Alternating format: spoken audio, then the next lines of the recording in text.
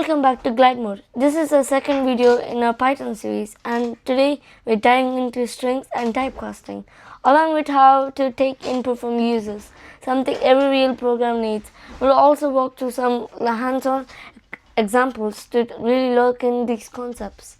By the end of this video, you'll understand why Python sometimes gives you unexpected results when working with numbers and text, and how to fix that using typecasting.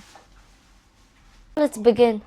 Let's start by creating a new file and saving it as casting. And make sure to save it in your usual Python folder where you keep this works, so it can be safe in future if you need it again. I'll store it in orange tag because that's where I store my Python works. So I'll name it casting. Done. Then I'll just make it big enough. Yeah, like that. So the first code we need to type is A equals to 10. No, inside quotations, just the A equals to 10 and B equals to 20 inside quotations. So then underneath C equals to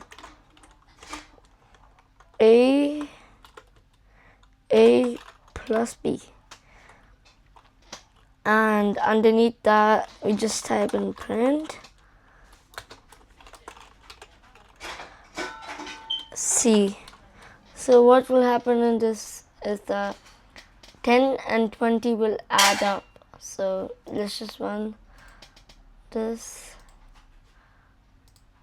And it will give us the answer of 1020 because whatever inside in double quotation, it is string.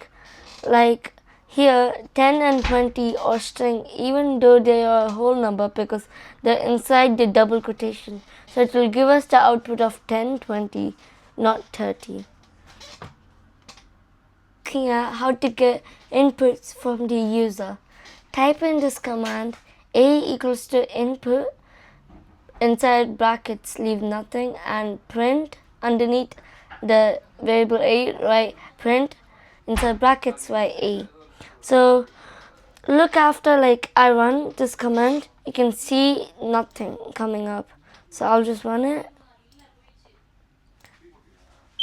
and you can see nothing coming up. This is because it is waiting for me to input something, and after I give it input, it will print the variable A, which is the input I gave it.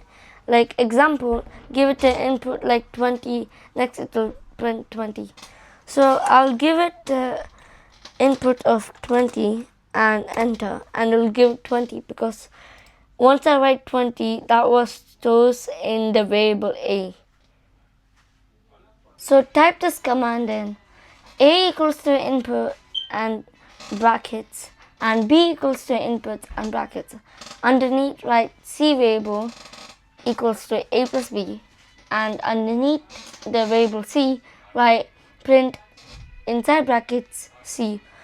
So what will happen here is that now it will ask me two inputs, and once I gave it the two inputs, it will add them. So example, I gave the first two inputs like 10 and 20. It should give us 30, right?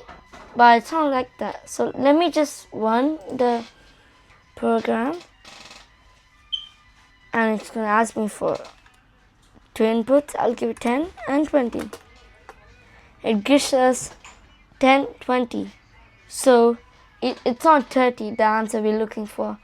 But yeah, the correct code to make this like 30, because the problem here is that 10 and 20 is saving here as strings, not like a whole number.